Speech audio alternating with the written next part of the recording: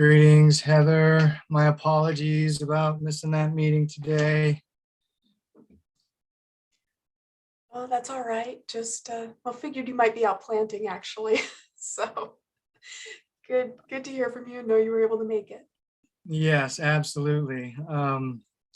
It's definitely not okay, but I appreciate the understanding. Hey, I actually I didn't see any emails for the pre-planning meeting. Can we send out a reminder the day before, or, I mean, for me, even Monday would be best. Yeah, absolutely. I can put a reminder in my workflow so I remember to kick that out to you. That would be outstanding. Thank you very much.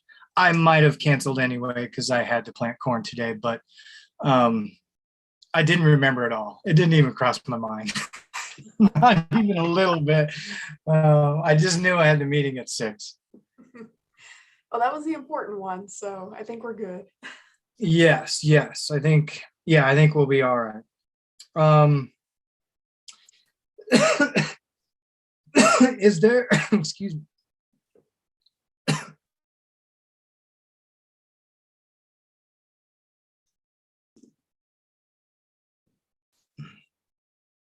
Heather, is there anybody presenting for the dairy major subdivision from like the company that's cementing the plan and the proposal?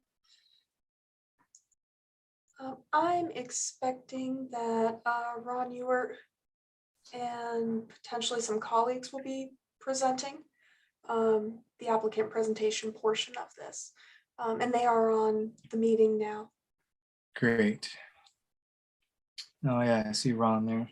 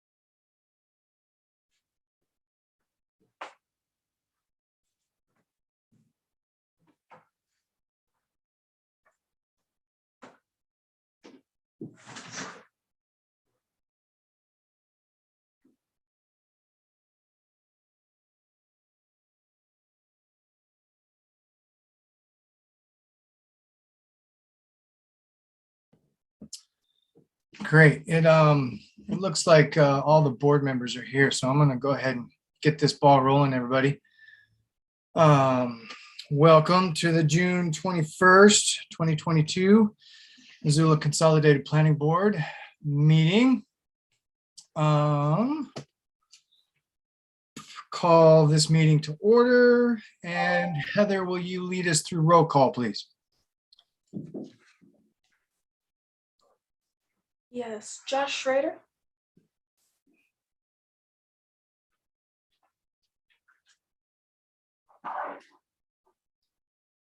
I can see you. I can sort of hear you, but I can see you. Here, did you hear me, Heather? I'm sorry.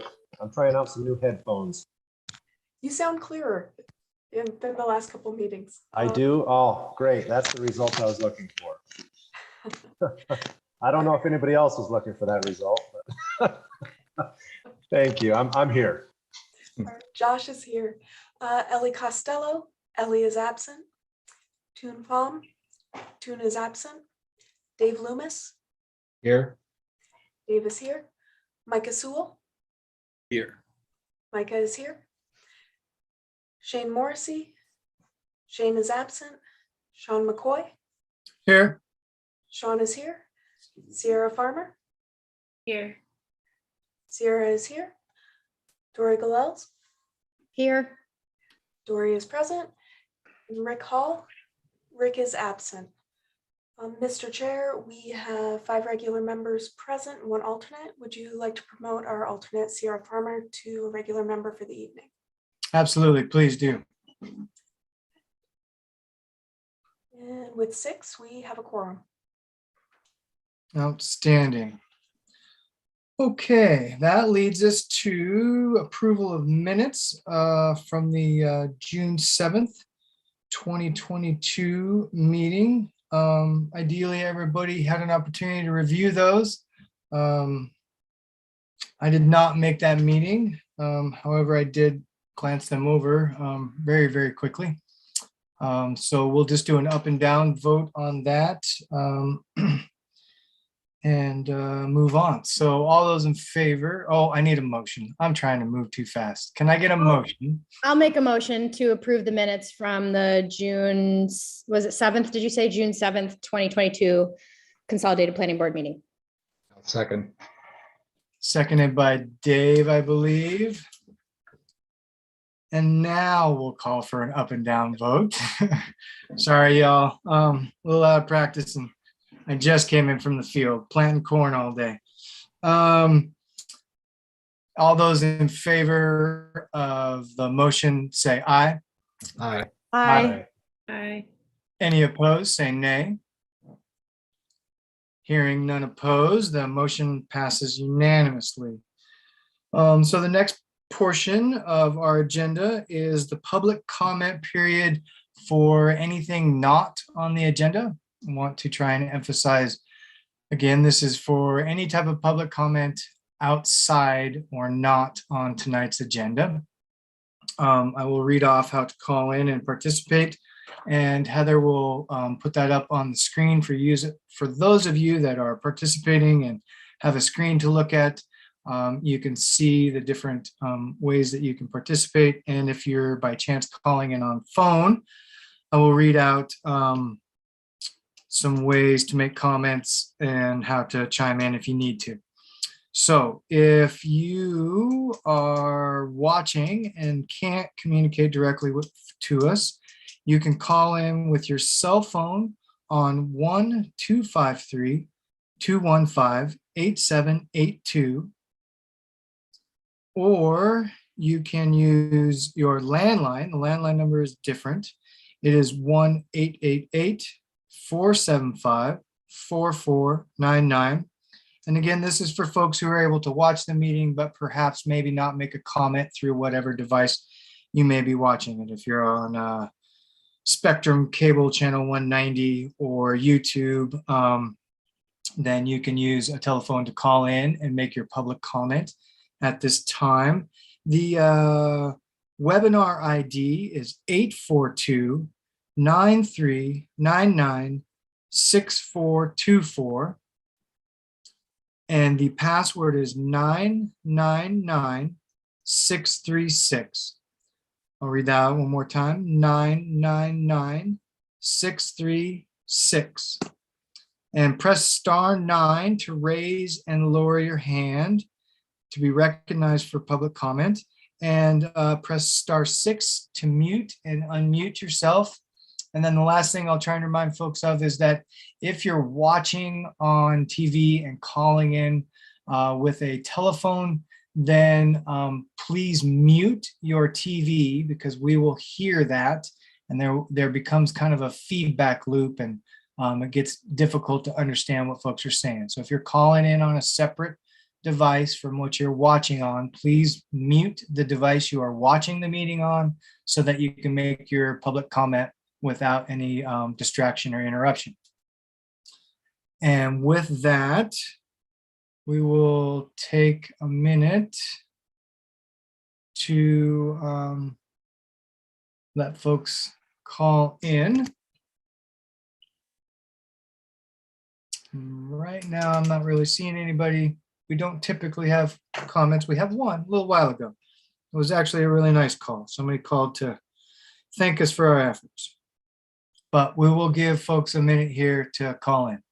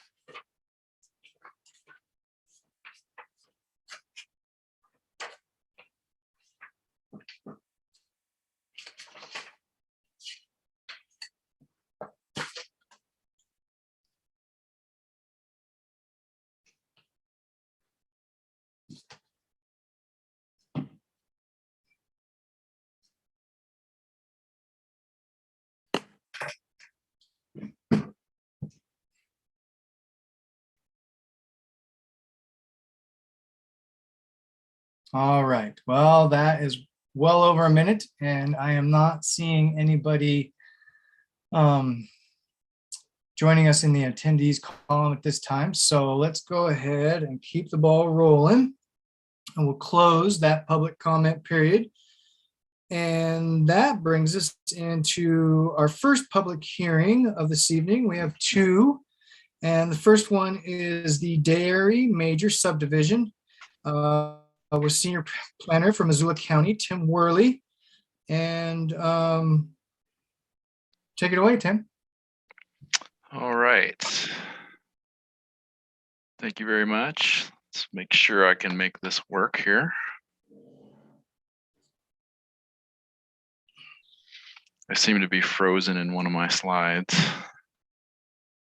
It's okay. We've encountered technical difficulties before. Do what you need to do.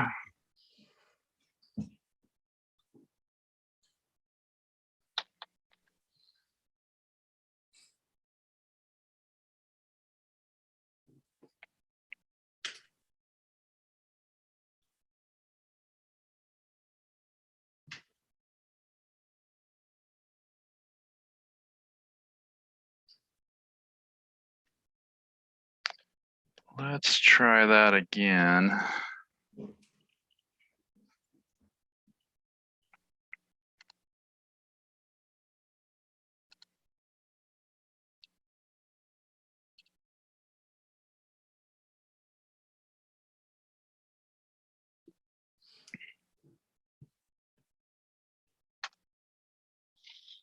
I think that should be showing now. Does everybody see a pastoral scene there?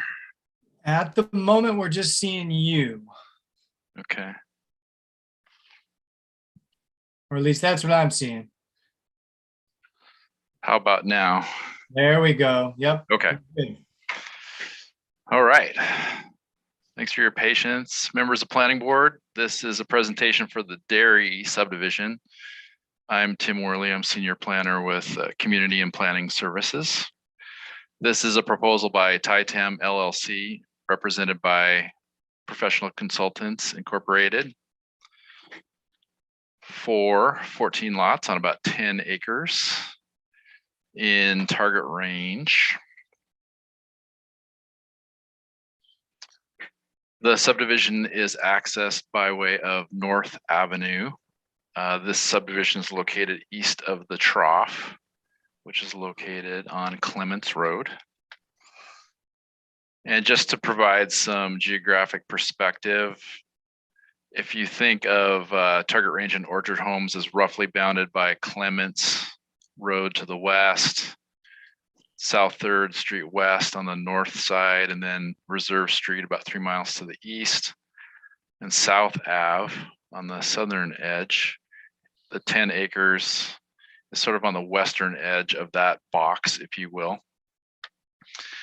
And if we centralize this roughly 10 acres, you can see the relationship of this property to South Ave again here, Macaulay Butte, the Bitterroot River here, and Fort Missoula to the southeast. You can also see Target Range School and Big Sky High School. So this property is zoned CRR2 residential, which permits a density of up to 2 homes per acre. This subdivision calculates to about 1.41 dwelling units per acre.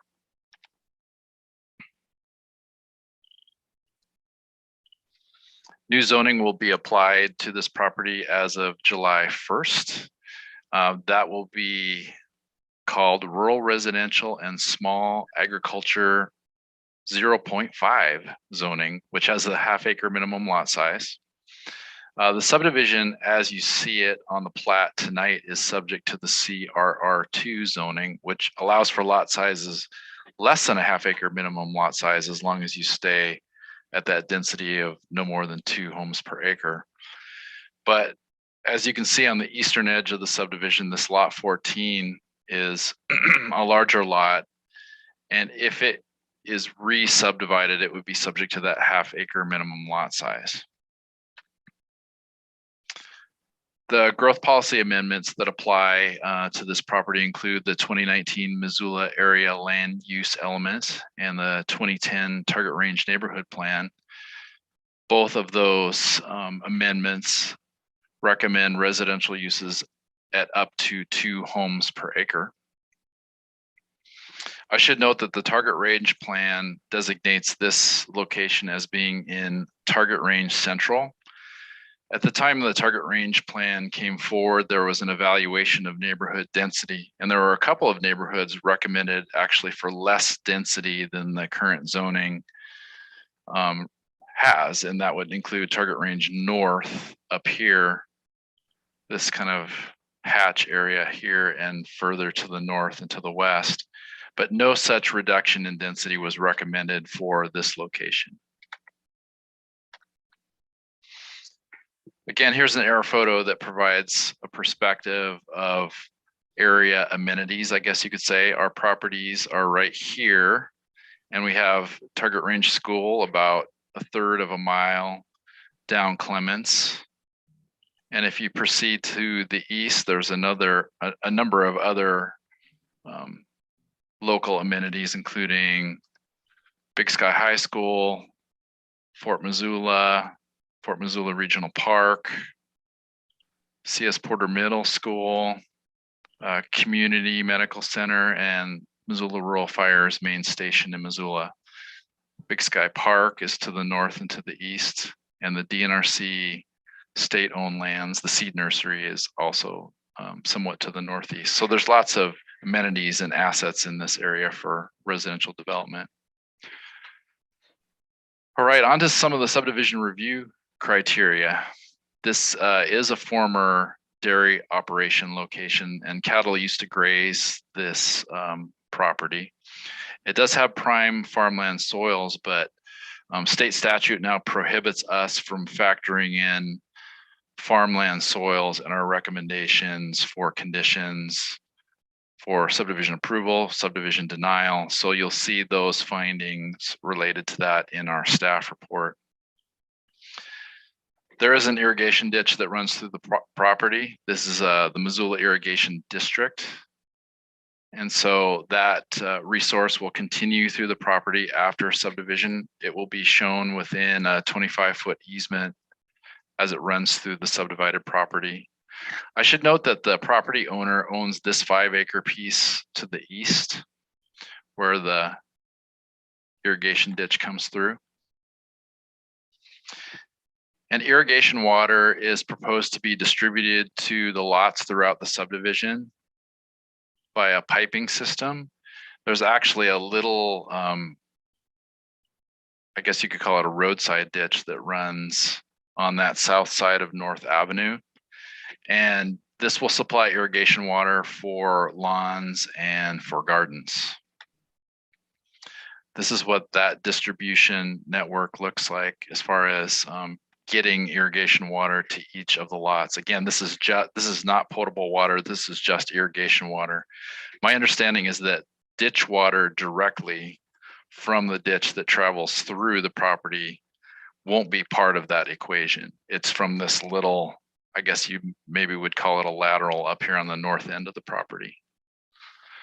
You'll see a number of recommended irrigation conditions, including review of the irrigation water distribution system, review of installation of a box culvert under one of the roads proposed as part of the subdivision. We're recommending review of plans to line the ditch. The goal would be to make sure that this ditch doesn't leak and cause problems for the residences in any way. And we're also recommending a perpetual easement for the offsite portion of this ditch, just to make sure that these residences have access to that water in perpetuity should this lot ever be sold.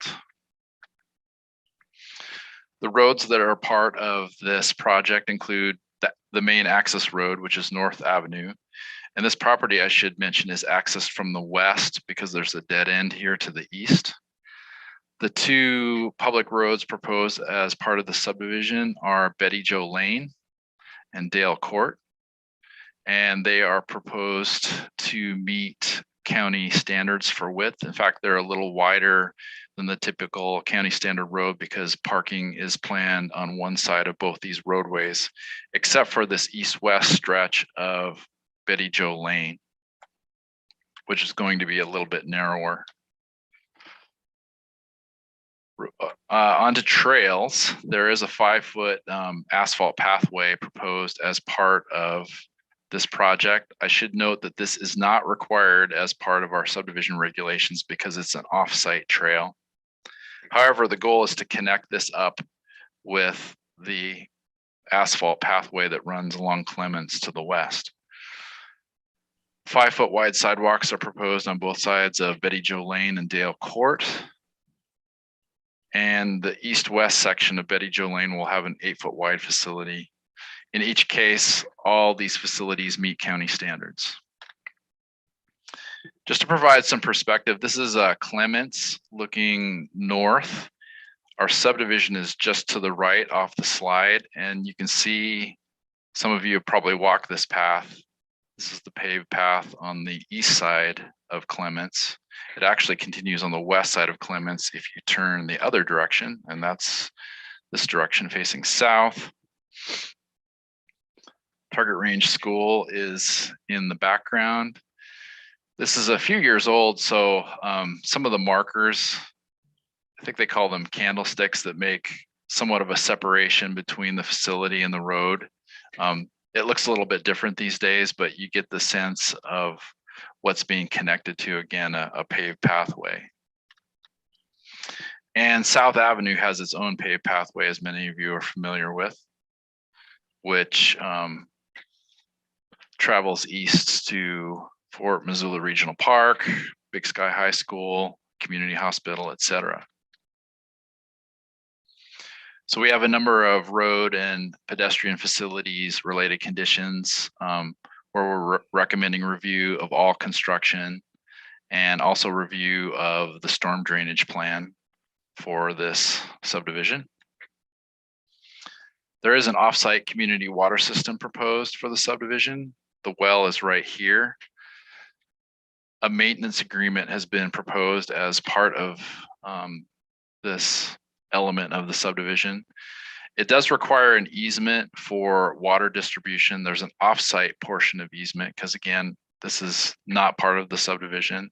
And then there's an on-site distribution related easement. We're recommending a condition which would require a perpetual easement as a separate document because, again, that 5 acres to the east that has the well is not part of this subdivision. We're also recommending water metering, because this is what's known as a combined appropriation under state law, where the maximum water usage per year is 10 acre feet. Not only are we recommending metering of the well, we are also recommending that reporting occur annually, and that reporting would go to DNRC and to the planning office confirming what annual usage is. And I should say in this case, because exterior irrigation of lawns and gardens is happening by way of the irrigation system, the ditch system, that we think it will be fairly easy for them to stay under that 10 acre foot threshold. What gets more difficult is if a subdivision comes in that's 10, 15, 20 lots where they say that all that water is going to be distributed to every lot for every type of use, including external irrigation. It becomes much more difficult at that point to stay under that 10 acre foot threshold. Sanitation will be by individual septic systems. In this case, because of the small lot size, Presby systems will be used, and those typically do a better job than a standard system of dealing with septic effluent. State law requires parkland dedication for residential subdivisions based on lot sizes. And in this case, the parkland dedication requirement is 0.64 acres. There is about 19 acres in common area that's proposed along the ditch. But we're recommending full cash in lieu for the total 0.64 acres, as the common area, while it might have a function, it doesn't really meet any of our chapter 3 goals for what common area should be to receive credit, essentially. Fire protection will be in the form of a buried cistern, and this is just a graphic to illustrate what that might look like. This will be located between lots 7 and 8. And here's an overhead view of that. It will be contained within a 30-foot by 60-foot easement, and a fire department connection will be available on the east side of Betty Jo Lane. This was put together working with Missoula Rural Fire District and their preferences, because the trucks will be coming from the west, and this will allow trucks to just pull up in a single motion without having to turn around and make a connection to the fire department connection or hydrant. The system must be reviewed by Missoula Rural Fire District and installed before any of the houses are built. We did receive some public comment. Public comments are attached as part of the staff report, and some of the concerns we heard were increased traffic along North Avenue, particularly because it's not a through road. It dead ends to the east, so all the traffic for this subdivision will combine with the traffic directly to the north from those residential subdivisions. There was concern about vehicle pedestrian conflicts and also wildlife displacements, since this will remove about 10 open space acres from open space. But we received one comment in support of the subdivision, commending this proposal for mid-level housing, reasonable lot sizes, and an opportunity to have students that are in-district students. And I think the commenter was talking about probably Target Range School and maybe Big Sky High School, where there wouldn't be a lot of out-of-district folks driving in to drop off kids, because kids have 2 walkable schools, essentially. Staff's recommendation is for approval, and there's your recommended motion for approval. I'll be available if you have any questions.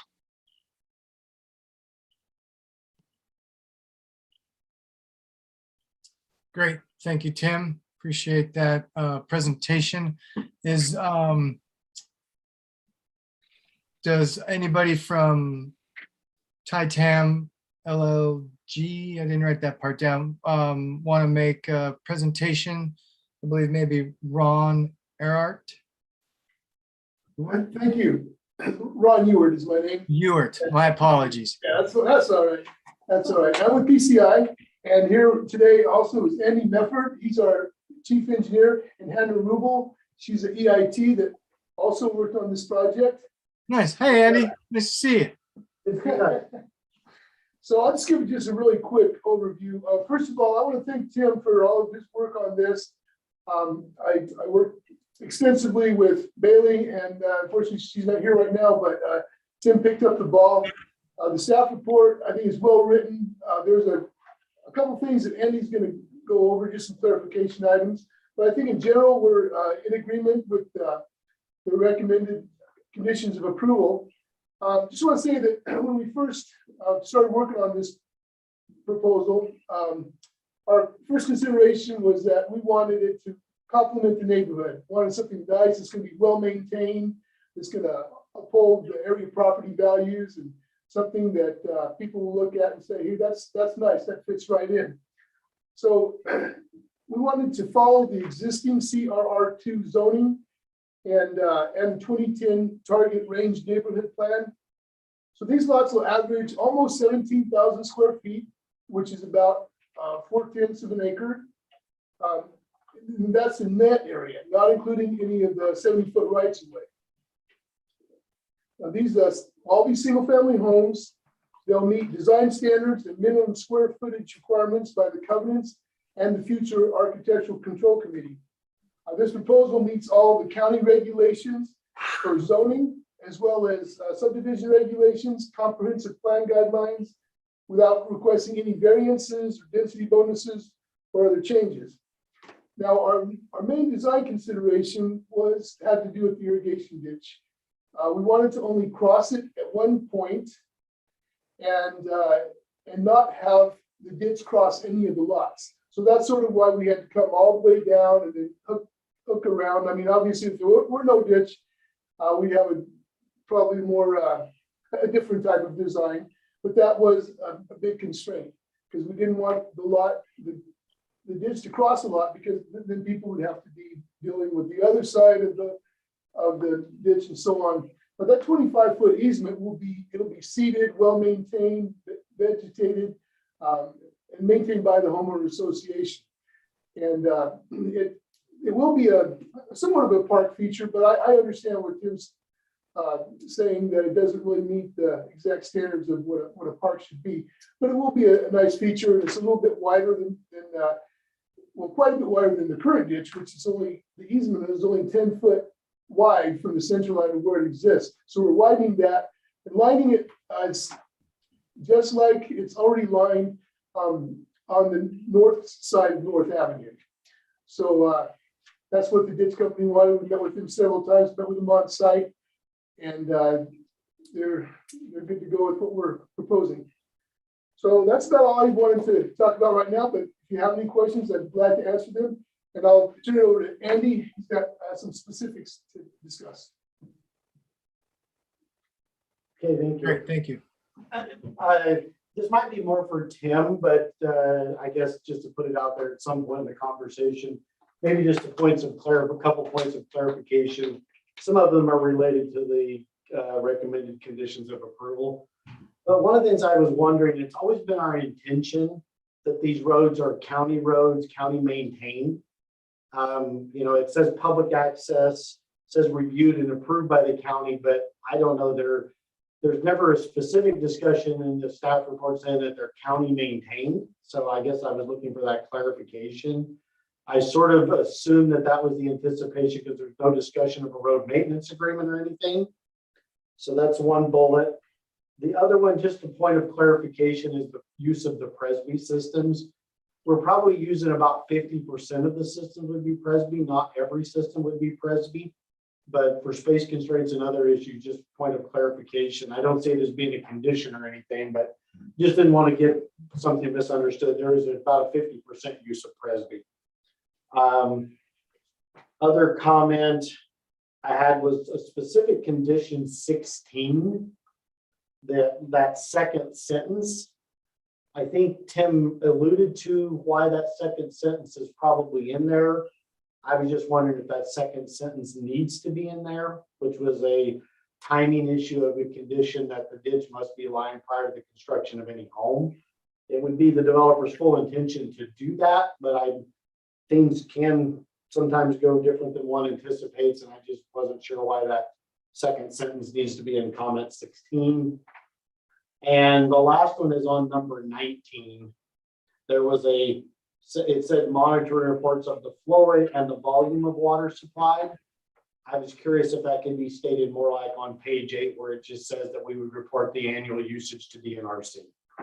So that's all I really had, and we could certainly dive into more particulars of those, but that's all I had. Other than that, again, like Ron said, we appreciate staff and time looking at this, and I think it's went fairly smooth. Great, thank you, Andy. Tim, do you want to address Andy's questions and points there to start out with?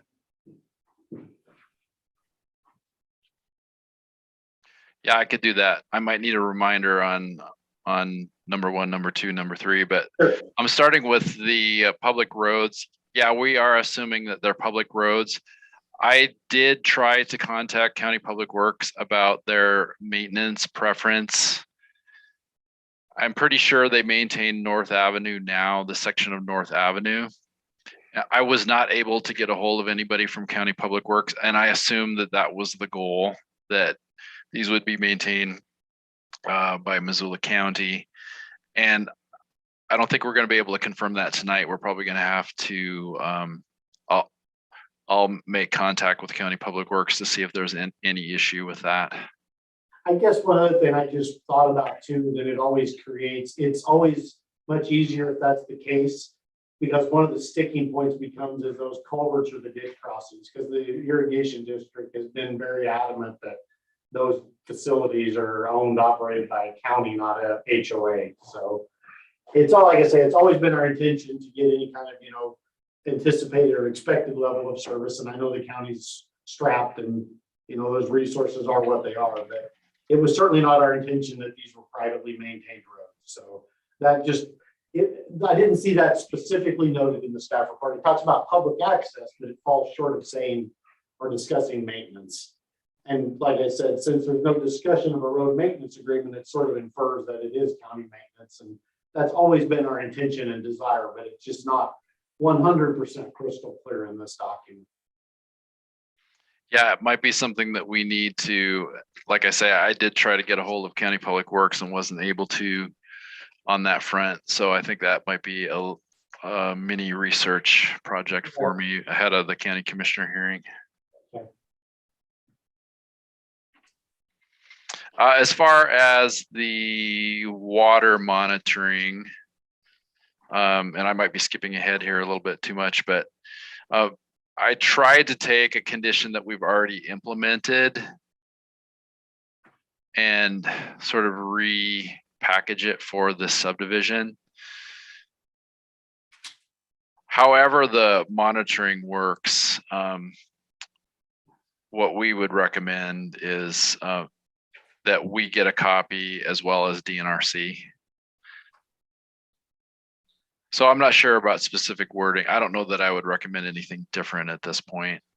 Okay. My only thing was it says monitor reports of the flow rate, and that's the one that I specifically am focused on more than for condition 8 under the findings of fact. Just says reporting of annual water usage, because it talks about flow rate and volume, and what we'll have is a totalizer, a meter. But flow rate can be taken at any given time instantaneously, but there's not going to be a recording or a charting, of instantaneous flow and such, I guess. So Yeah, I just didn't want to get into this confusion point of an expectation of a flow rate. One can take an annual and normalize it or distribute it however one wants, but it just says a flow rate and a volume. And where your condition 8 or finding of fact just said reporting of annual water usage is what I was maybe thinking.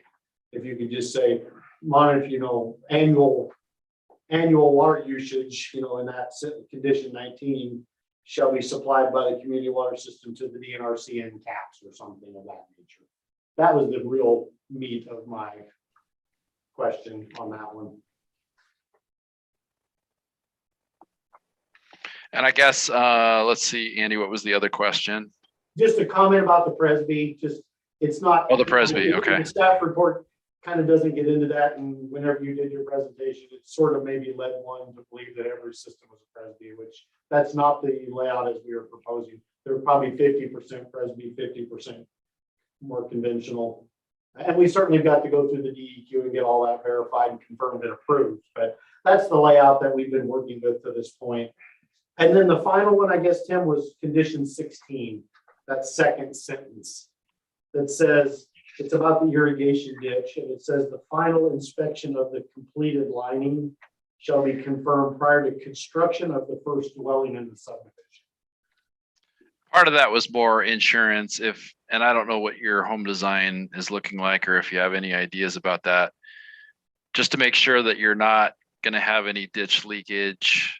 You could have some plans that you ran by Missoula Irrigation District without necessarily constructing the lining prior to the homes going in.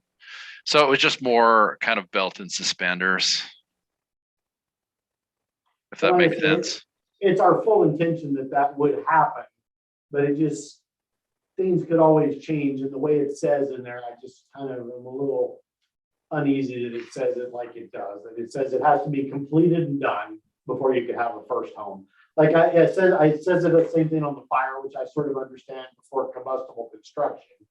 And I think I alluded to, or when you made your presentation, I think it was about, like you said, the leakage. I guess the comment to that would be is, there has not been a concern of groundwater or anything from monitoring and other things. Pipes were dry without the ditch being lined even. So, and it, would certainly be an improvement guarantee requirement if one went that way. But I was just wondering if that specific last sentence must remain. If it does, we're okay with it. We're not going to push back, but it's just something I'd like to put up for discussion, consideration.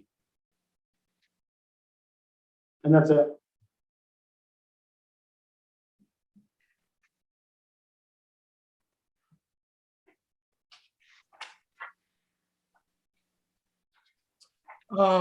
Okay, so I guess I want to check in with staff and see is there any of these points that are being made right now as far as the, second sentence and condition 16 or the county roads question mark, or is there any of this that kind of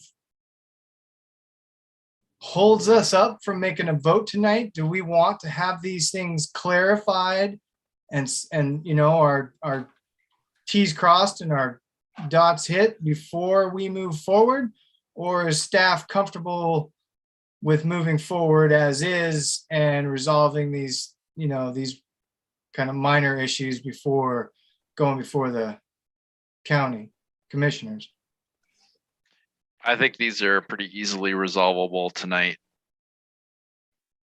And the only reason on the county road, I wasn't able to provide that information. I just haven't been able to get a hold of County Public Works. A lot of our folks are now deployed to flood relief right now, so it's not easy to get a hold of people. But I think we can easily move forward tonight. Okay, great. All right, then we'll just we'll keep plugging away here. Are there any board members with questions for Tim or Ron or Andy at this time? Go ahead, Dave.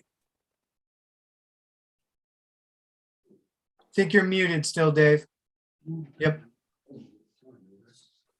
So my question, Tim, is I'm curious about this Presby system. How is that different, and how does that work on a more dense subdivision with relatively shallow, maybe 20 foot or so groundwater table? Maybe a really quick, I would welcome the explanation how that's better than the standard what environmental health used to require. Is that okay? That's what I'd like to know. Well, Dave, I would tend to leave that to Andy or the experts on Okay. Sanitation.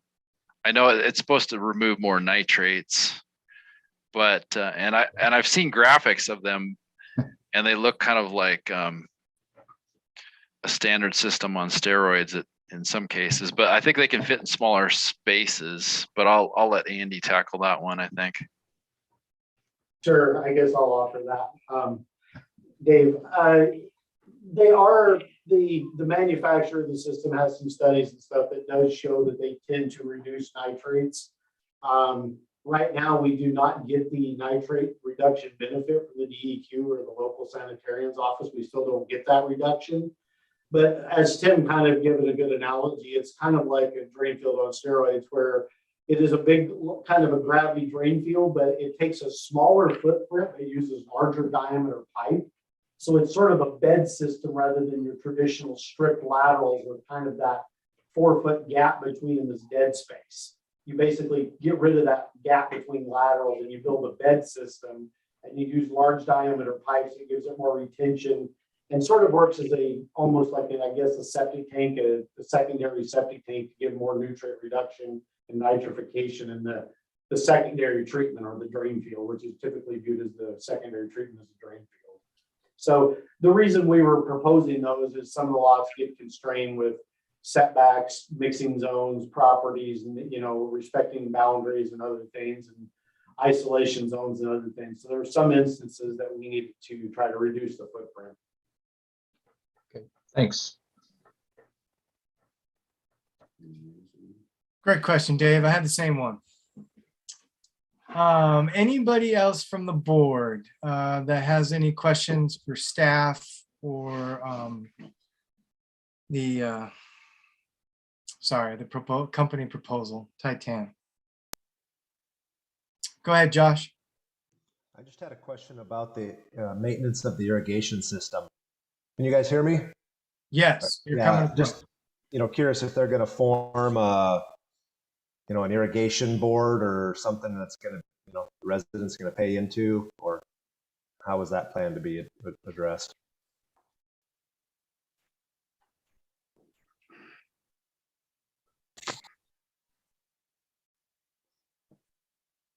You unmute us.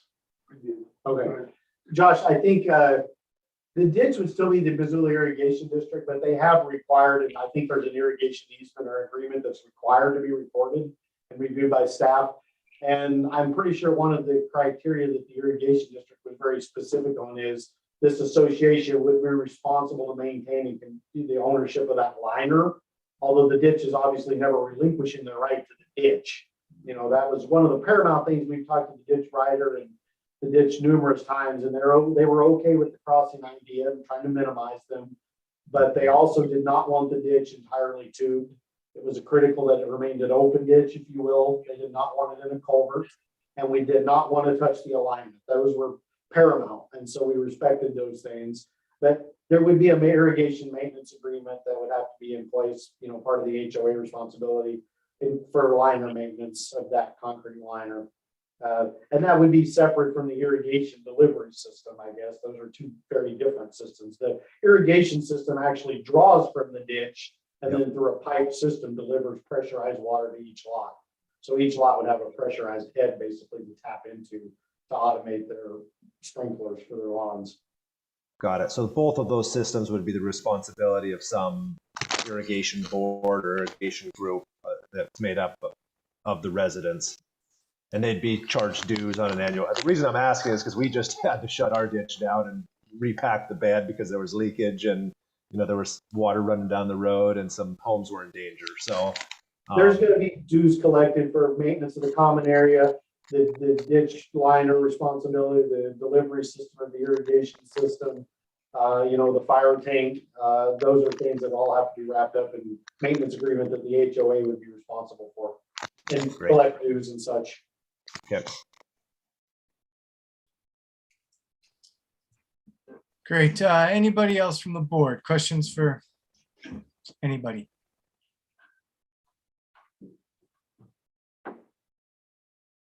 Okay, I'm seeing some shaking of heads no and no hands up. So if somebody wants to take a stab at a motion, then we will move into the next portion of the meeting here and start our own discussion. Oh, Tim, go ahead, Tim. At some point, you'll probably want to call for public comment to see if there's anybody on the line. Yes. Indeed. Let's go ahead and do that first. My bad. That's what happens when you don't make a few meetings. Okay, so we'll do public comment and we'll open that up. And as far as I know, there's nobody attending at this point in time. So for anybody watching or listening, the public comment period is open, and I will read off again how you can join in if you are watching on Spectrum Cable 190 or YouTube or something like that. You can call in with your cell phone or you can call in with a landline. The cell phone number is 1-253-215-8782. The landline number is 1-888-475-4499. The webinar ID is 842-9399-6424. And the password is 999636. Read that one more time. Password is 999636.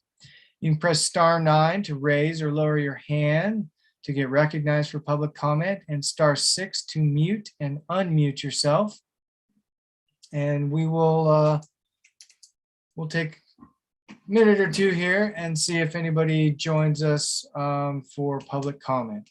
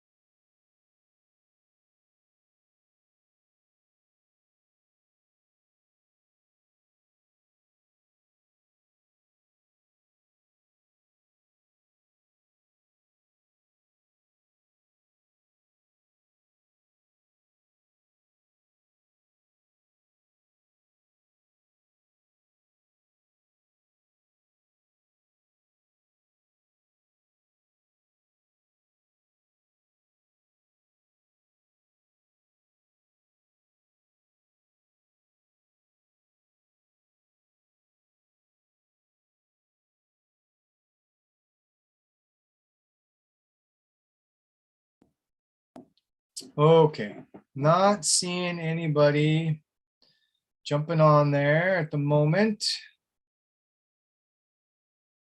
We will go ahead and move forward now. And thank you, Tim, for the reminder. I'm rushing along here and almost missed the most important part of the meeting.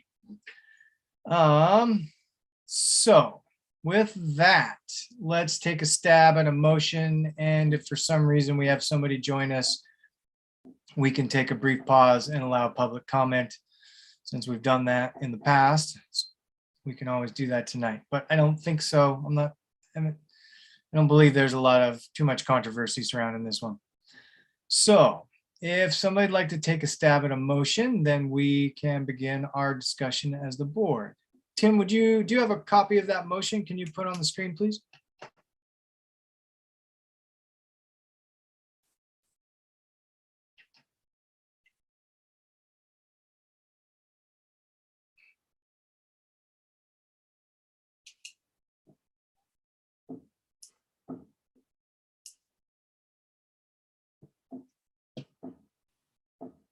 All right.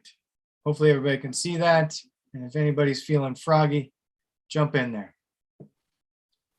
I can move to recommend the approval of the dairy subdivision based on the findings of fact in the staff report and subject to the recommended conditions of approval as amended.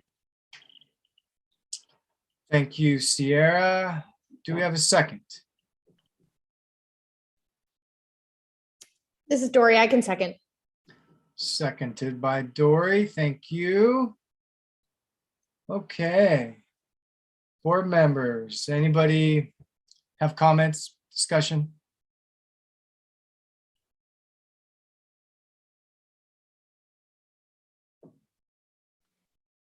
Let's see. Josh, your hand was up first, but I'm gonna let Tim talk here real quick. Go ahead, Tim. I threw a couple extra words in there because I think we can support the changes that Andy's talking about in condition number 16, eliminating that second sentence. And also I had alternative language to condition 19.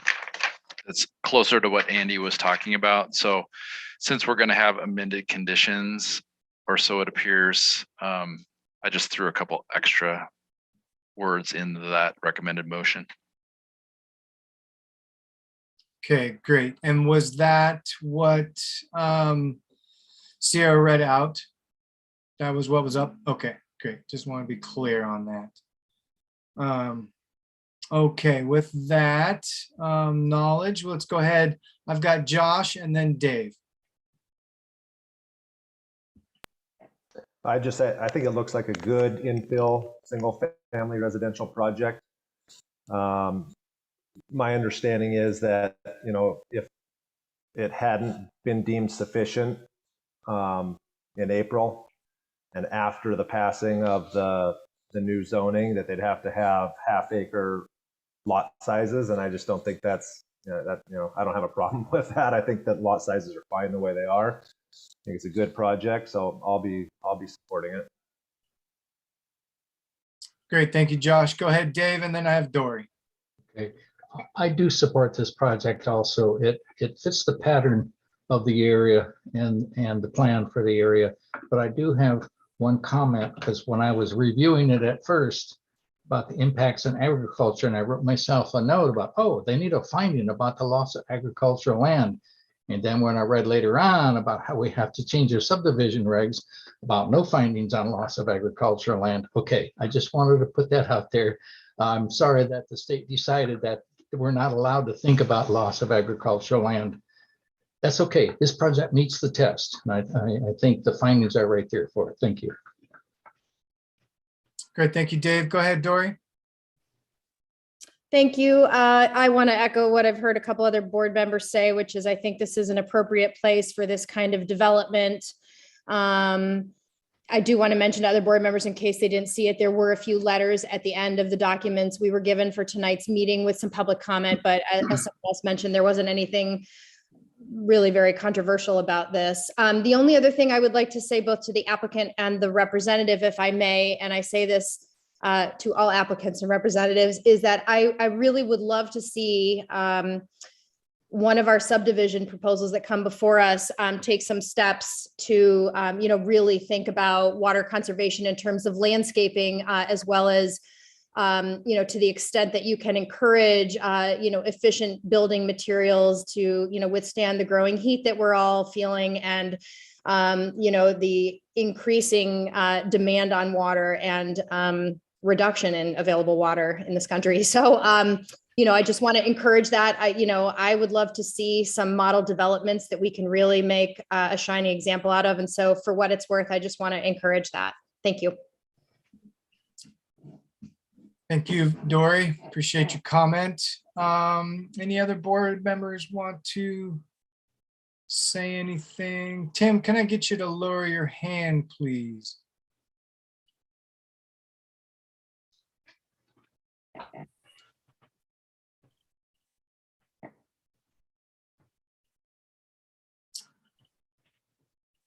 Not seeing any hands up, so I can take a stab at making my thoughts known. Give Micah and Sierra an opportunity to think about it a little bit more. Ideally, for the folks that are new, we like to try and hear from everybody, at least a little bit about how you feel about a proposal before we make our vote. I think I'm in agreement with the previous statements that have been said. This seems to fit the bill. It's within current zoning and future zoning. I would be remiss if I am not upset as per usual with the new state laws regarding subdivisions and not being able to consider agricultural land. That seems folly in an agricultural state, but that's for a different platform of discussion. I'm always sad to see ag land go, but I'm a farmer and that's my shtick. In fact, I farm out. I drive by this lot. Yesterday, I drove by it 3 times. So I drive by it a lot. We actually, I think this irrigation ditch goes by our leased ground. But again, it really does seem to meet the criteria and the neighborhood. So I will be supporting this as well. I have Sierra. Go ahead, Sierra. Yeah, thanks, Sean. I guess I'll just say also what I'm thinking. I'm agreeing with everyone that I think this is a pretty easy one to vote on. And reading the comments from the neighbors, you know, I totally hear what they're saying. I feel their pain.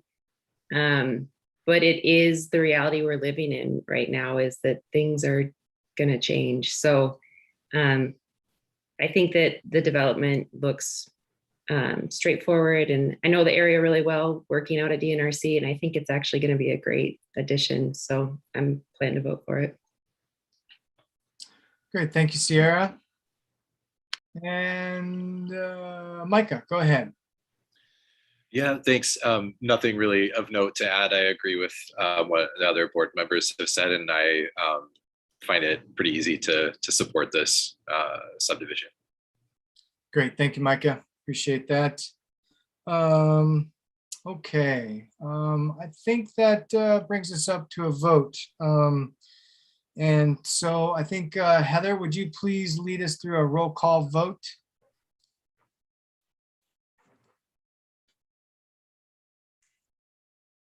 Yes. Josh Schrader, Yes. Dave Loomis, Yes. Micah Sewell, Yes. Sean McCoy, Aye. Sierra Farmer, Yes. and Dory Galels. Yes. With 6 votes of yes, the motion passes. Great, thank you, Heather. Outstanding. Motion passes unanimously. And that concludes the first part of our public hearings for tonight. Want to thank Tim for his efforts and all the staff working on this proposal, as well as Ron and Andy for being here this evening and making your guys' presentation and pitch. Looks like a good project. So, does anybody need a break before we move on? I know Rick's not here tonight. He's usually one that likes a little bit of break. I can't quite see all of your faces. If you need a break, throw your hand up real quick. Okay, it looks like everybody's good.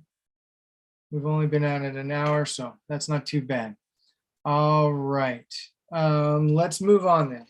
So the next portion of our public hearing tonight is city subdivision regulations, state law changes, more state law changes. It will be presented to us by Jen Gress, Senior Planning of City of Missoula. And Jen, take it away.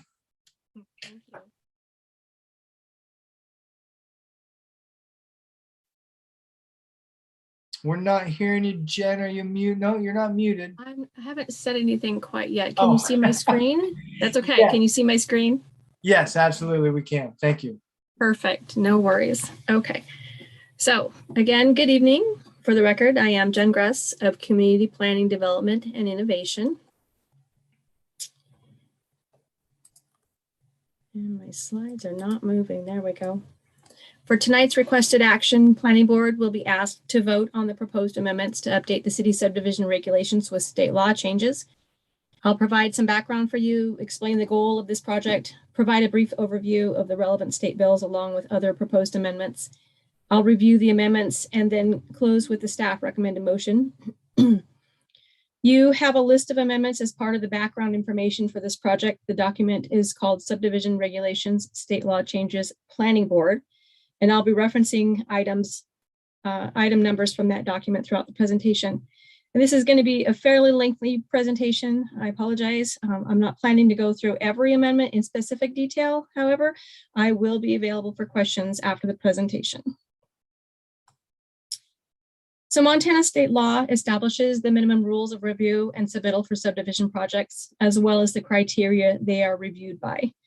These minimums must be administered by local agencies as soon as they're in effect. Our office has been implementing state law changes since their adoption, even if they haven't been formally adopted into our local regulations. The Montana State Legislature meets every 2 years to discuss possible amendments to state law for various topics, including subdivision review. And since the last update to the city's subdivision regulations following the 2013 Montana legislative session, there have been several changes to subdivision-related state law in 3 of the 4 subsequent sessions between 2015 and 2021. Missoula's current regulations do not reflect these updates, and staff have been implementing these changes using language taken directly from state law. And we also looked at the bills from the 2015 session and determined that none of them applied to subdivision regulations. So the goal of this project is to update the subdivision regulations in a targeted manner, because the upcoming comprehensive code reform process will focus on regulation alignment, process auditing, modernization, and innovation between all the city's land use regulations. These amendments will have a narrow scope. Amendments are limited to integrating legislative changes from the past 3 sessions. Changes will also correct obvious mistakes and update document and department names.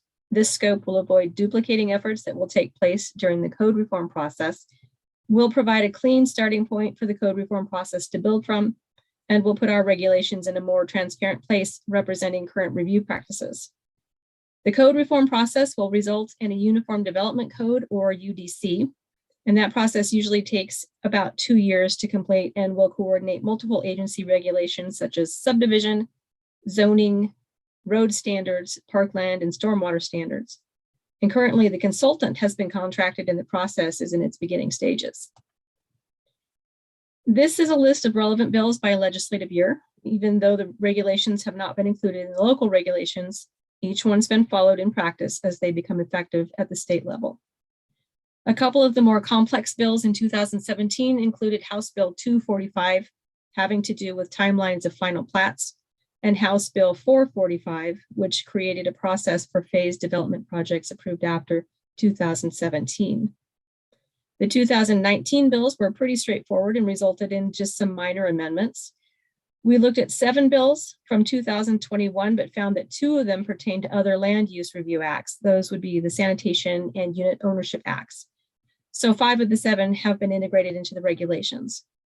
2021 included a couple of bills requiring more complex amendments as well. Those were Senate Bill 161 regarding expedited subdivision review and Senate Bill 174 regarding conditions of subdivision approval. In addition to the legislative changes, staff has identified a number of amendments not specifically related to recent land use legislation, but are necessary to include in this update. And some of these proposed changes will not be specifically addressed in this presentation, but are shown in your reference materials. So changes that are not included in this presentation are cross-referencing the recently adopted Missoula City Public Works standards and specifications, updated the planning office and department names where appropriate, correcting the name of the growth policy to city growth policy, change the name and number of reference to documents called exhibits, and removal of the word "the" that was inadvertently left behind throughout the document when the office name was changed last time from the Office of Planning and Grants. Other items will be shown later in the presentation, one being proposed language to update requirements surrounding the amount of water runoff allowed for a parcel. These changes are in response to updates made by the Montana Department of Environmental Quality from a document called Circular 8. The others are in response to comments received. We're proposing to remove outdated language found in Article 8 and update the submittal format for final plat filing in Article 5. The relevant bills and housekeeping items affect every article of the subdivision regulations except Article 9, which is public and private improvements. And tonight I plan to go through the amendments by bill rather than the usual numerical order found in your reference materials, and this should help you to follow the concept for each bill a little easier. I'll also be providing amendment numbers for your reference. With each bill, I'll provide a brief overview and we'll show the amendments quickly and in some cases only partially, and we can come back to them at the end of the presentation. Because of formatting and authorship, amendments are shown in underlined strikeout as well as various colors, and those are mostly red and purple. The first bill is House Bill 245, which revises the governing body's responsibilities concerning the submission, evaluation, and approval of a final plat. Amendments provide for time limits and notification procedures. Within 20 business days of accepting the final plat, staff must determine if it meets sufficiency requirements. And once it does, City Council has 20 more days to make a final decision. The bulk of the amendments for House Bill 245 occur in Article 4, subsection 070 in preliminary and final plats, determination of compliance, and begin with Amendment 33. This section clarifies our office has 20 days after accepting a final plat to determine if it meets all necessary criteria and notify the subdivider of that determination in writing. These amendments provide process direction if the application doesn't have the required information. The missing items must be identified for the applicant and no further action can be taken until the missing items are submitted. Review of subsequent submissions can only be made for items that were missing, and time limits apply to each submission until a determination is made that the plat contains what is required. An extension can be granted when the developer and the city agree to apply one, and the acceptance date section was clarified to state the date on application is formally accepted by the office will be the date the final plat with all required materials and fees is received by that same office. And the last amendment for House Bill 245 clarifies City Council has 20 working days to act on that final plat, and this is Amendment 34. House Bill 416 required only one amendment, and it clarified that the findings of fact used in making a decision to approve, deny, or condition a subdivision must be based on the record as a whole. And this will be found in Amendment 28.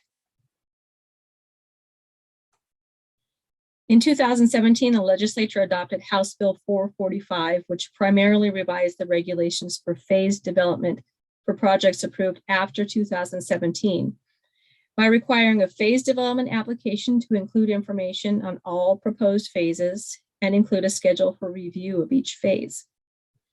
All phases of a phased development must be submitted for review and acted on within 20 years of the date the preliminary plat is approved. A public hearing for the review of each phase must be held by the City Council to consider changed primary criteria impacts or new information for each phase. And the regulations allow the City Council to impose additional necessary conditions of approval on each phase. Changes in response to House Bill 445 were made in Articles 1, 2, 4, and 5.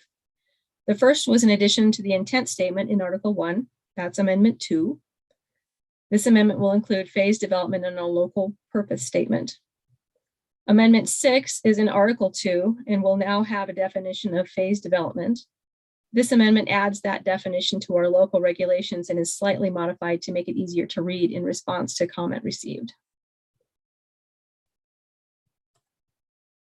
The addition of subsection 4 shown here to the pre-application meeting requirements in the general provisions section will codify current practice for submittal content and require specific information to be provided at the time of a pre-application meeting. That's Amendment 21. The bulk of amendments addressing House Bill 445 are made here in Section 4-070, preliminary and final plats, where it has a lot to do with preliminary and final plat review procedures and how they're handled. Amendments reorganize and clarify existing language as well as remove language no longer relevant. And the section has been expanded from the single existing section addressing phasing to 3 categories, including direction for non-phase development, and the newly created subsections addressing phase development on and after May 8th, 2017, and those prior to May 8th, 2017. The regulations clarify pre-application requirements, effective periods, plat approval extensions, applicability, deadlines, and when a public hearing will be required. And the rest of the specific language changes won't be shown here, but can be found in your reference document at number 32. And if you have questions or want to discuss anything, again, we can go back. With the addition of the new phase development regulations in Article 4, clarifying amendments have been included in Article 5 with Amendment 41. These submittal requirements apply to subdivisions requested after 2017 and include a cross-reference to the review procedures that apply to phase development post-2017. Senate Bill 219 revised laws related to exemptions for parcels used as security for mortgages, liens, and indentures. The word construction was removed and a cross-reference to state law was added. The amendment in section 8.040 was added during the comment period, addressing a comment received, and removes the word construction. These amendments are numbers 53 and 57. The next set of bills were adopted in 2019. The first, House Bill 55, specifically addressed sanitation laws for subdivisions. In response, an amendment is included in section 5-020, making it clear the section applies to a subdivision if the development is not proposed using a municipal facility. And you can see Amendment 40 for that one. House Bill 124 addressed the change of use for existing agricultural covenants. In general, it requires a parcel with an agricultural covenant proposing to change from agricultural use to a non-agricultural use to go through subdivision review. The amendment also allows the governing body to remove an agricultural covenant in specific situations. Amendment 54 is made in section 8-030 in the section for parcels exempt from plat filing and review.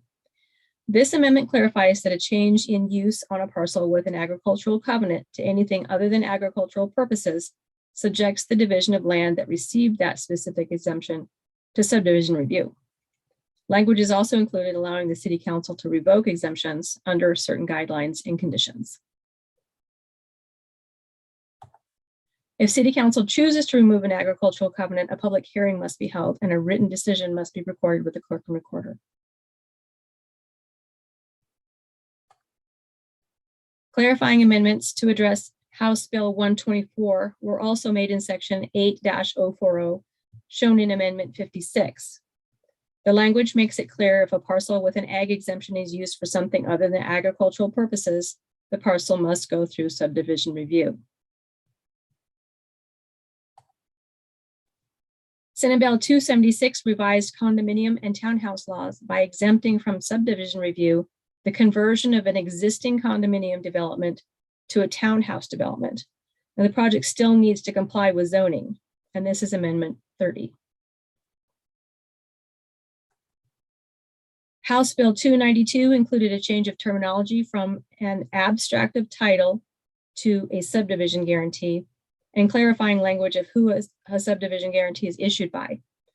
Amendment 47 will clarify those items in the final plat supplement section of our regulations. House Bill 450 amended state law by exempting a 5-lot court-ordered subdivision from subdivision review. The change will occur in section 8-020, divisions exempt from review, survey, and plat filing. And that's Amendment 53. Senate Bill 161 is one of the more complex bills. It clarifies requirements for appeals of City Council decisions, does not require a neighborhood meeting for expedited projects, and creates regulations and review procedures for the expedited review of subdivisions that meet certain requirements, including a prohibition to request a variance or deviation from any adopted regulation. Amendment number 3 clarifies an application for appeal of an expedited subdivision review must specify the grounds to challenge the decision, and any challenge must be submitted within 30 days from the date of written decision. And Amendment 22 will make it clear that expedited review is exempt from neighborhood meetings.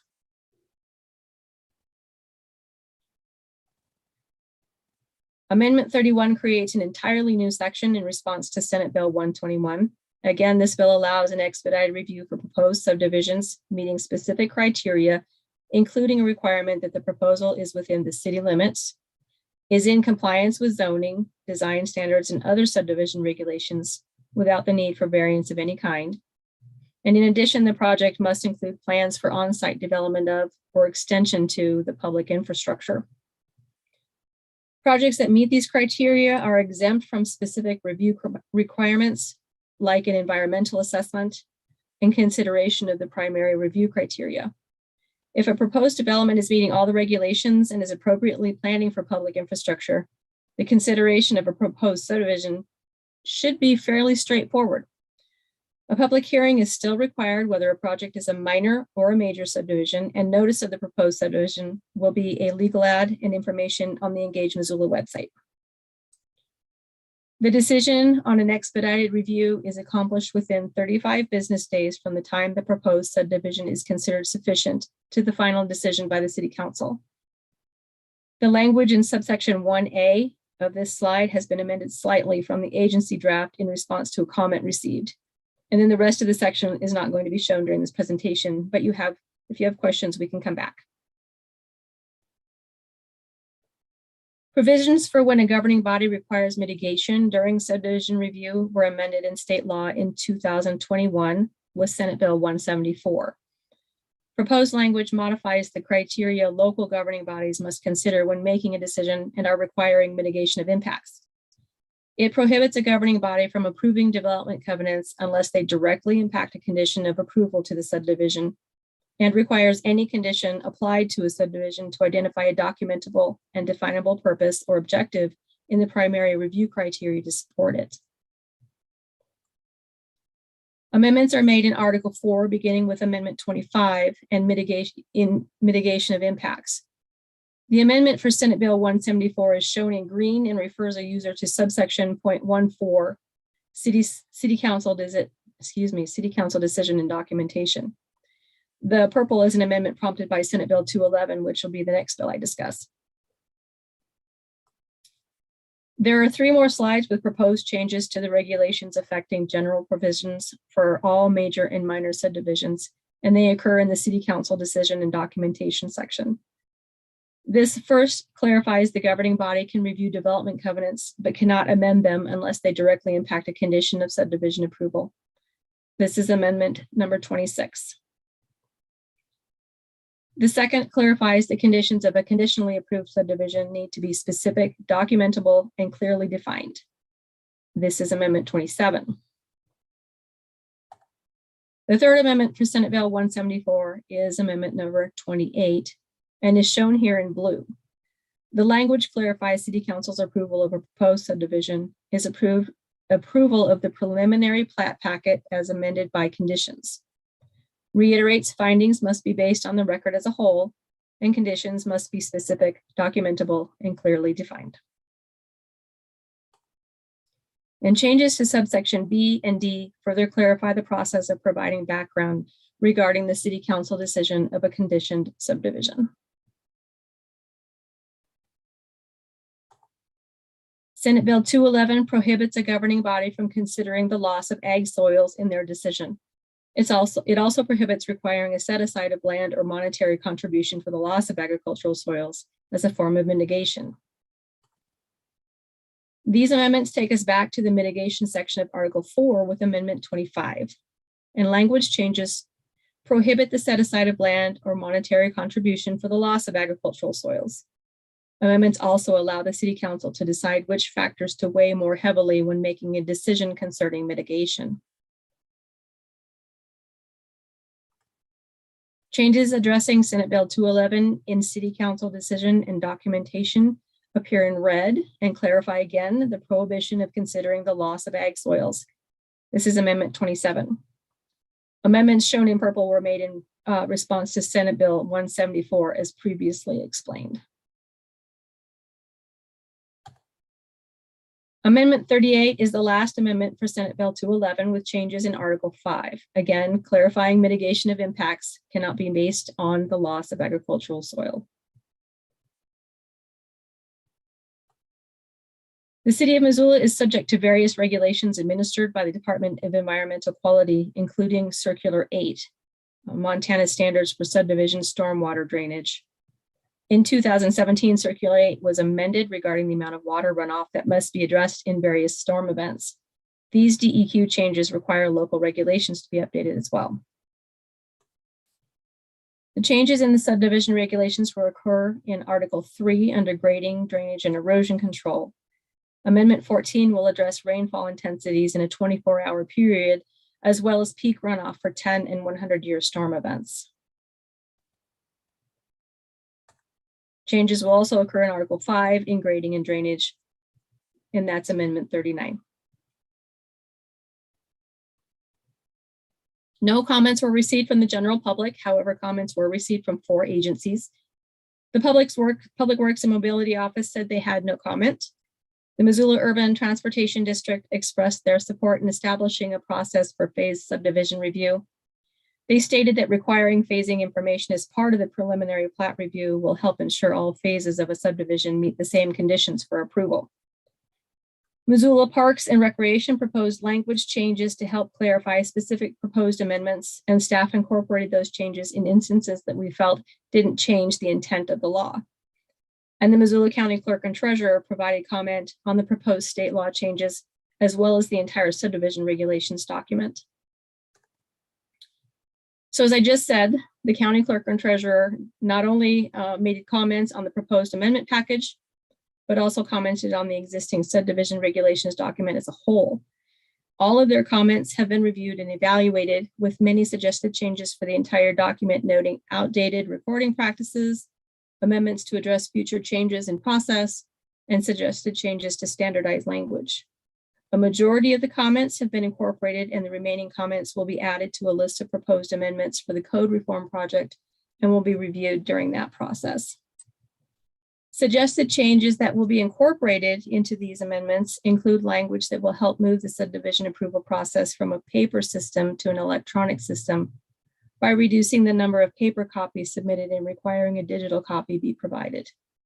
The recording office no longer requires plats be submitted to them on pieces of Mylar, so that requirement is being removed, and outdated terminology will be removed and replaced by the term platting report. And these are amendments 23, 36, and 46. Excuse me. Section 8-030.6, parcels of land 160 acres in size or larger will be removed from the regulations with Amendment 55. Because the state changed the definition of a subdivision and the regulations are no longer relevant. State law no longer allows an exemption called a remainder parcel, so that option will be removed with Amendment 59. And existing language will be amended, making it clear a security interest exemption can only be used by the security interest holder. And this is also found in Amendment 59. Slides for these amendments have not been included in the presentation, but if you have questions, I'm happy to address them. This slide is showing you where we are in the timeline of the project. Our next stop after tonight will be a city council hearing on July 11th. And staff suggests the planning board recommends city council approve the resolution to amend the city subdivision regulations, incorporating state law changes and clarifying amendments based on consideration of the review criteria. This concludes my presentation, and I'm happy to answer any questions that you may have.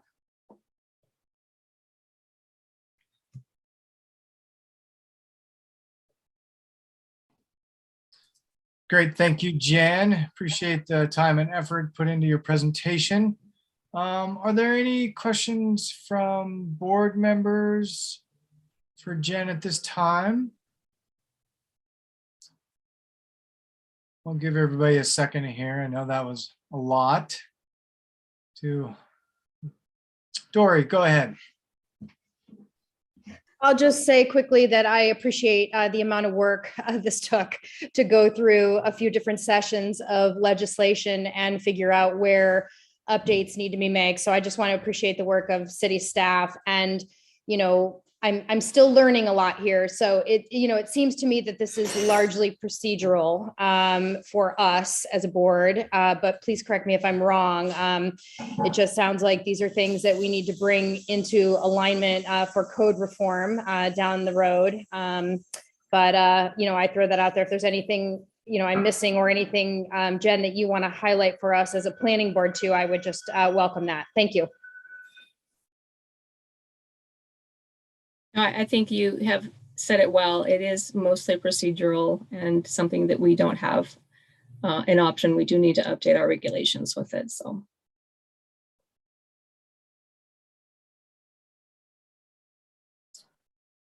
Great. Does anybody else have any comments or questions at this time? Josh, go ahead. I was just wondering, Jen, if you had any, perspective on which of these changes are going to impact, Missoula City and County and the way we look at subdivisions going forward the most. The as has been commented previously, I think the agricultural one is going to be one that's going to be a little complicated trying to not do.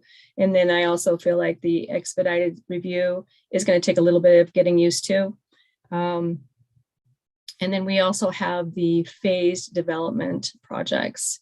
We're going to have 3 different categories of that now rather than just the one. And I see Laval has a question. She has her hand up.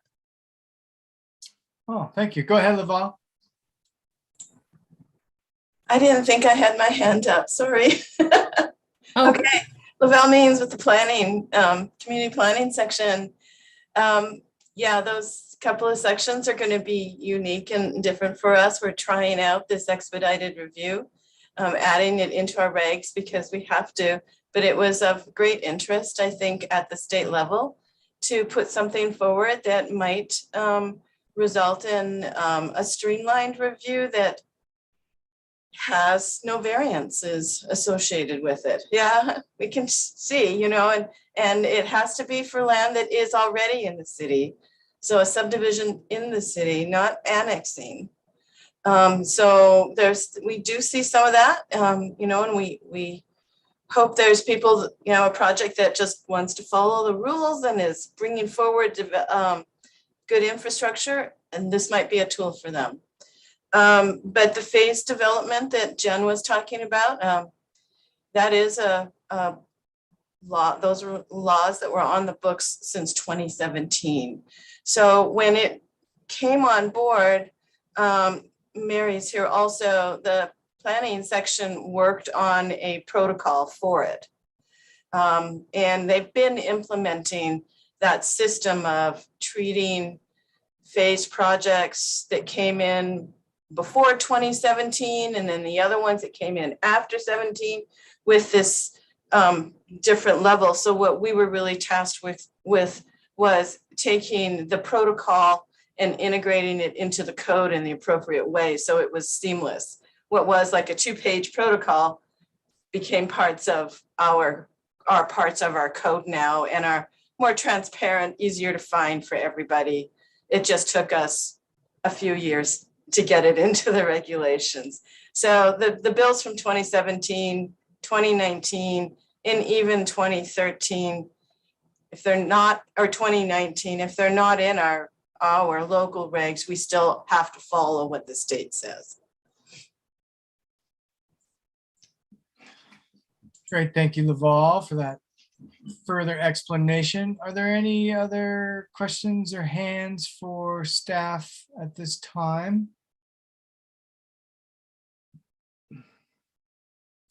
Okay, I will go ahead and open up the public hearing portion of this, and then following that, we will take a motion and then we can begin our discussion. So with that, we will open up the public hearing portion of this part of our meeting tonight. And Heather is bringing up the information for folks who might be out there watching, or listening, or however you're joining us tonight. So if you are watching via your TV, Spectrum, or YouTube, and you want to call in on your cell phone or landline, I'll provide that information here. If you're calling in on a cell phone, the number is 1-253-215-8782. And if you're calling in on a landline, you can call in on 1-888-475-4499. The webinar ID is 842-9399-6424. And the password is 999636. You can press *9 to raise and lower your hand, and *6 to mute and unmute. And for folks that might be watching on your television or computer and calling in on a phone, please keep in mind to mute your device that you are watching the meeting on, so that we don't get that feedback through the telephone that you're calling us on. And with that, I will start the timer. I'm not seeing anybody looking to comment on this, and I can't imagine that we will, since this really is procedural. No matter how I might feel about some of these changes to our state law. I also just got curious, like, why is there two numbers for cell phone and landline? And all the time I've been reading this off, I've never been like, really? Can they tell if you call in from a landline on the cell phone number? How's that work? Everybody's got long distance now. I don't know. All right, we'll give it another minute here, and then we'll move on.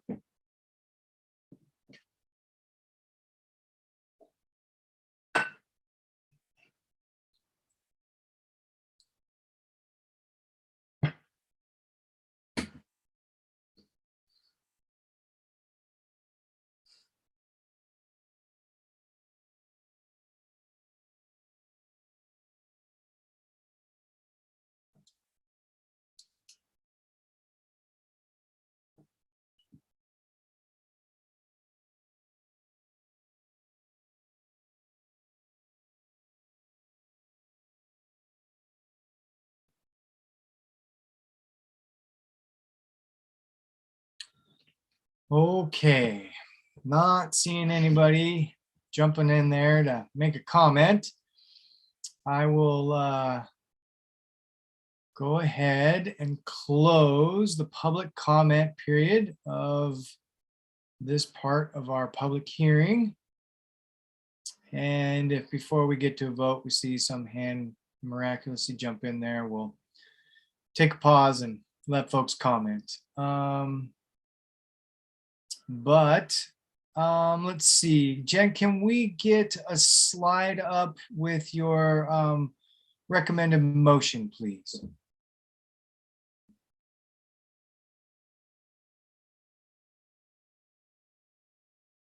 Outstanding. If somebody would please take a stab at making that motion. Yep, I can do it. I recommend that the Missoula City Council adopt a resolution amending the Missoula City Subdivision Regulations, Articles 1, Introductory Provision, Article 2, Definitions, Article 3, Subdivision Design Standards, Article 4, Review and Approval Procedures, Article 5, Submittal Requirements, Article 6, Variances, Article 7, Errors, Corrections, and Adjustments, and Article 8, Exempt Land Divisions, incorporating applicable state legislative changes from the 2017, 2019, and 2021 legislative sessions, along with limited clarifying amendments based on consideration of the review criteria. Thank you, Micah. Is there a second? Second. Seconded by, was that Josh or Dave? That was Dave, Sean. Sean. Great. Okay, thank you.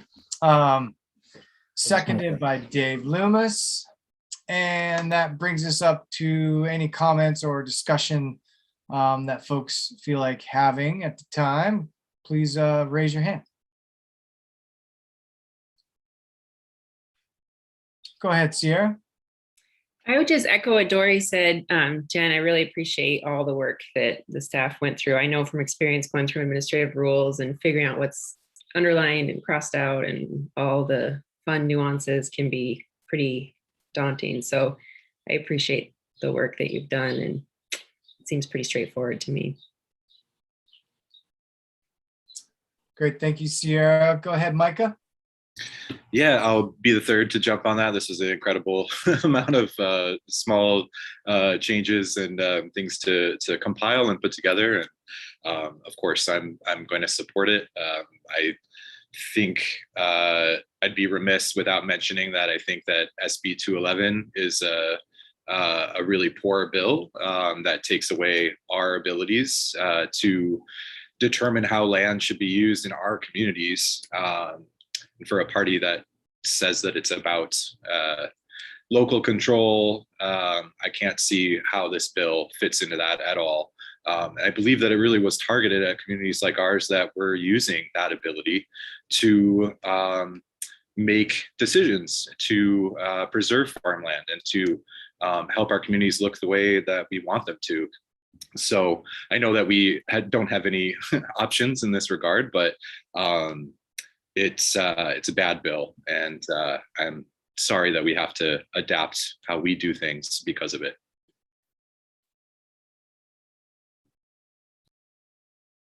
Great, thank you, Micah. Well said. Josh, your hand's up. Go ahead. I want to thank the staff for all the work in preparing this. I think we lose something like 9 acres of farmland a minute development. So ponder that. That can't go on in perpetuity.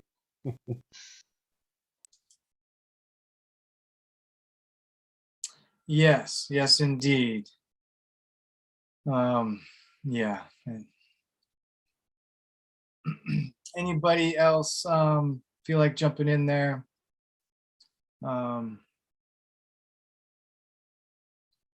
I can jump in here. I think I just want to echo what everybody else is saying for the most part, and my appreciation for the staff's efforts on these amendments and bureaucratical logistics or hurdles, whatever you want to call them. I know it's a large effort, and I appreciate all you guys' efforts. And being a very procedural thing and something that we can't, we have no option of resisting, I will be voting in favor of this. However, I'm going to try and avoid getting on a soapbox, but I would be remiss if I did not point out that pretty much everything that came out of the last legislature in 2021 in accordance with subdivision review is bad. They're bad bills and they're bad ideas. And what they're doing is paving the road for development at a pace that keeps us unable to make things the way that we like and protect our lands and our agricultural communities. And that's bad government. And I'm just gonna leave it at that because I might get frustrated, start talking for too long. If there's anybody else that wants to throw a comment out there, please raise your hand. And if not, we will move on to a vote.